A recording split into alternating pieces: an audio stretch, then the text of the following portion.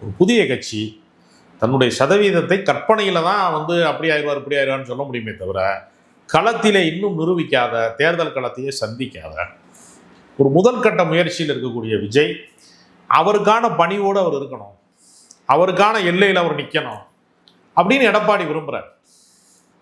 நீங்கள் அந்த விஷயத்தில் அவர் கடுபடியாக தான் இருப்பார் அப்படின்னு அவர் விட்டு கொடுத்துட மாட்டார்.